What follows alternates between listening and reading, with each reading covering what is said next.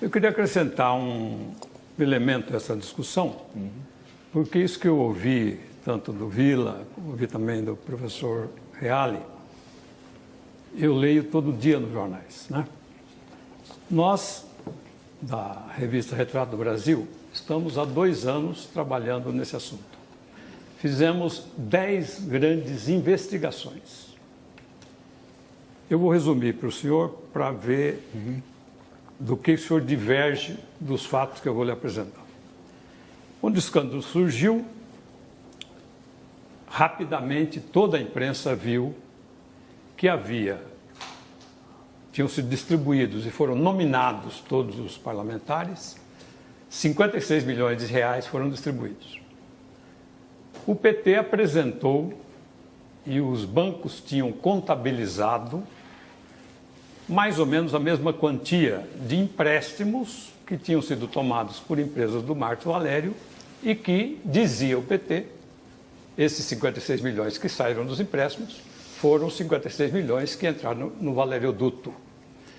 Isso foi destruído pelo Congresso, pela CPI, com a maioria oposicionista, que por 17 votos a 4, aprovou que não era isso. Era o quê? Era algo que depois, nas palavras dos 2 procuradores-gerais da República, Antônio Fernandes Souza e Roberto Gurgel, se transformou no mais atrevido e escandaloso esquema de corrupção da história da República. Por que não era esses 56 milhões saídos dos bancos e distribuídos pelo Valeroduto e testemunhados por umas 100 depoimentos e em dezenas de inquéritos da Polícia Federal, não era verdadeira? Não era pela seguinte razão, diz o Mensalão. 2 petistas, Henrique Pizzolatto e João Paulo Cunha, tinham desviado dinheiro público, um do Banco do Brasil, 73,8 milhões de reais, e o outro da Câmara dos Deputados, 1,1 milhão de reais. Estou citando os números dos autos. Esse dinheiro era o verdadeiro dinheiro. Os empréstimos eram falsos, está escrito, dito pelo Barbosa, dito pelos procuradores.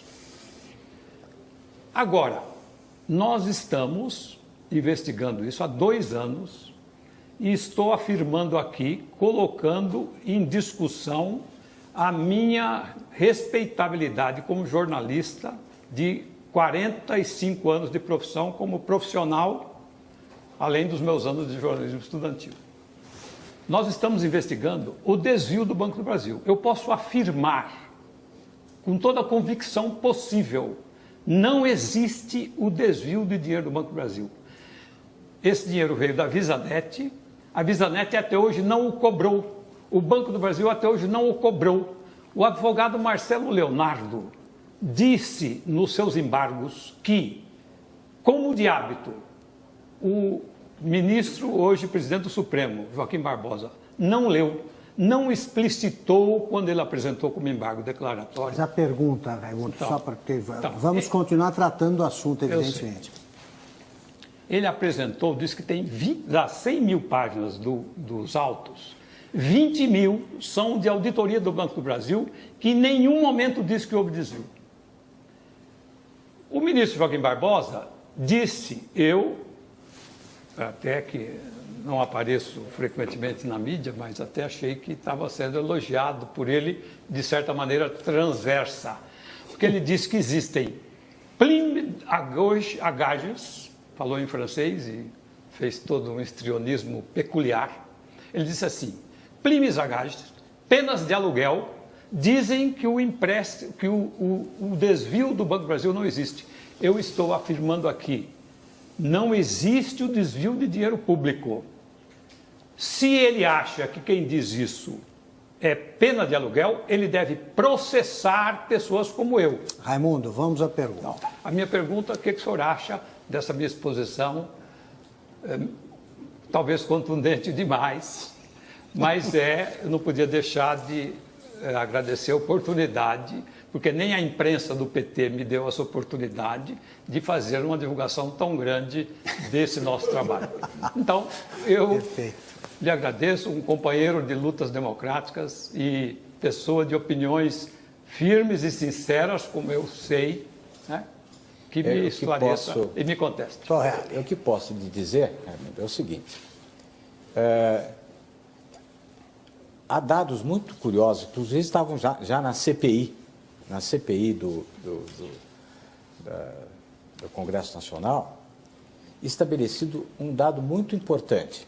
Primeiro, reuniões que houve em Minas Gerais, no Hotel Ouro Minas, reuniões na Casa Civil com José Dirceu, Marcos Valério e Delúbio Soares, reuniões em que se estabeleciam as datas de pagamento.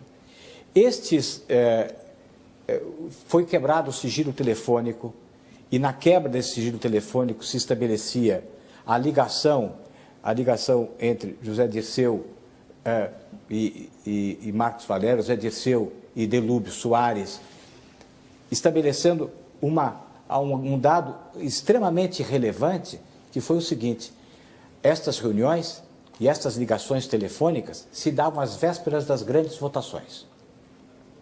E a ida aos hotéis, ao hotel do Banco Rural, ao hotel Blue Tree ou às salas do Banco Rural, se dava exatamente às vésperas das grandes votações. O Banco Rural, de vez em quando, lembrava um hotel ou coisa parecida. Então, vejam, na verdade, a VisaNet, ela era financiada, recebia aportes do Banco do Brasil. Portanto, eram aportes do Banco do Brasil. O senhor está falando uma coisa que não tem o menor sentido. Dá aportes do Banco do Brasil, pelo menos... é o contrário. Não sei se o senhor percebeu que esse julgamento, a meu ver, foi completamente extravagante. O dinheiro não passou pelo orçamento do Banco do Brasil. A VisaNet, que é a Visa International hoje, é um fundo e esse era alimentado por dinheiro do Banco do Brasil. Era um dinheiro do Banco do Brasil, isso que foi tão longamente discutido, no sentido de que daí que existe o peculato, porque era dinheiro do Banco do Brasil que acabava sendo desviado. Ou seja, havia todo empréstimos que eram absolutamente falsificados para dar uma origem para o dinheiro que, na verdade, era desviado e que, na verdade, se fazer crer que era através dos empréstimos feitos pelo Banco Rural. E existia exatamente esta contemporaneidade, que é extremamente significativa, entre os telefonemas, entre as reuniões, entre as votações e os resultados de votar algumas medidas provisórias que eram de interesse do governo. Ou seja, nós temos um sistema governamental em que existe um presidencialismo congressual, que o Congresso tem muita força para dizer não. E o Congresso não tem nenhuma responsabilidade quando ele diz não. Então, a forma de obter maiorias, desde que não havia divisão política, porque entregava-se um ministério pro forma para um determinado partido, entregava-se a cabeça do ministério, ou seja, o ministro, mas não se entregava o corpo do ministério, porque todo o corpo do ministério era preenchido por pessoas do establishment governamental, e não havia satisfação da classe política, porque ela não tinha efetivamente possibilidade de realização de obras, de execução de trabalhos dentro do ministério, porque estava tudo concentrado no aparato estatal, no aparato que o PT tinha criado dentro de toda a organização burocrática. A forma, portanto, de obter a aprovação no Congresso Nacional era essa.